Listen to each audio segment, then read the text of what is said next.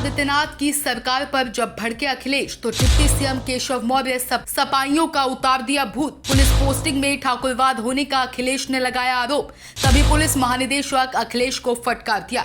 दोस्तों, उत्तर प्रदेश में पुलिस महकमों में हुई पोस्टिंग को लेकर सपा सुप्रीमो अखिलेश यादव योगी आदित्यनाथ की सरकार को कटघरे में रगड़ना चाहा, तभी योगी का जाबाज शेर उत्तर प्रदेश पुलिस महानिदेशक प्रशांत किशोर सपा सुप्रीमो अखिलेश यादव पर भड़क गए। कहा, निराधार और अफवाहों की बातें करना ठीक नहीं। इसी बात पर अखिलेश यादव का पारा और हाई हो गया। फिर तो मंगलवार को अखिलेश यादव एक बहुत बड़ी प्रेस वार्ता कर डाली।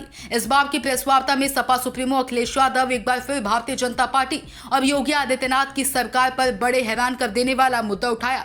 अखिलेश यादव अपने कार्यालय पर मंगलवार को प्रेस वार्ता के दौरान योगी आदित्यनाथ की सरकार को जातीय मुद्दे पर घेर दिया। जिला मुख्यालयों पर पुलिस अफसरों और थाना अध्यक्षों की हुई पोस्टिंग पर ठाकुरवाद होने का आरोप लगाया।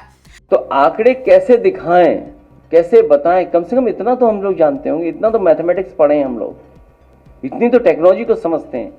उसी सरकारी डेटा से निकाला, सरकारी रिकॉर्ड से निकाला। हम वो लोग नहीं है कि जो 46 में 56 में सदन में बोल दें। 46 में 56 याद कीजिए, सदन में क्या कहा था? 46 में 56 एसडीएम हो गए थे।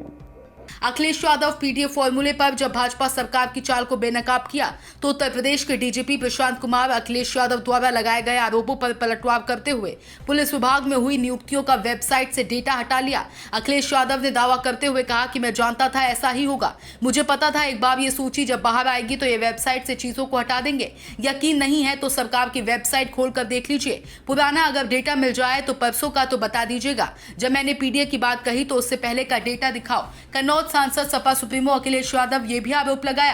कहा, भाजपा की पीडीए के प्रति जो नफरत है वो हम उजागर कर रहे हैं। तो आंकड़े कैसे दिखाएं, कैसे बताएं? कम से कम इतना तो हम लोग जानते होंगे, इतना तो मैथमेटिक्स पढ़े हैं हम लोग, इतनी तो टेक्नोलॉजी को समझते हैं। उसी सरकारी डेटा से निकाला, सरकारी रिकॉर्ड से निकाला। हम वो लोग नहीं है कि जो 46 में 56 में सदन में बोल दें। 46 में 56 याद कीजिए, सदन में क्या कहा था? 46 में 56 एसडीएम हो गए थे। इधर सपा सुप्रीमो अखिलेश यादव अपने कार्यालय पर जब योगी आदित्यनाथ की सरकार पर प्रहार करते रहे तो उधर अयोध्या दौरे पर गए डिप्टी सीएम केशव प्रसाद मौर्य अखिलेश यादव पर भयंकर पलटवार किया। कहा, अखिलेश यादव बौखला गए हैं, पगला गए हैं, उन्हें मालूम नहीं क्या बोल रहे हैं। ममता बनर्जी का प्रवक्ता बन बैठे हैं। 27 में विधानसभा के चुनाव होंगे। मैं पूरे विश्वास से अयोध्या की धरती से ये कह सकता हूँ, 2027 में भाजपा फिर एक बार 300 पार करेगी, फिर एक बार भाजपा सरकार बनेगी। जैसे हम हरियाणा में, जैसे हम महाराष्ट्र में, जैसे हम मध्य प्रदेश में, जैसे हम गुजरात में, जहां भाजपा एक बार आती वहां बार बार आती है। लेकिन समाजवादी पार्टी का कोई भविष्य नहीं है, वह डूबता हुआ जहाज है। श्री अखिलेश यादव जी 27 का सत्ताधीश बनना चाहते हैं, लेकिन 2047 तक अखिलेश यादव जी हो उत्तर प्रदेश में या श्री राहुल गांधी जी हो देश में, इनका नंबर लगने वाला नहीं। लेकिन वो बहुत दुर्भाग्यपूर्ण है, दुखद है।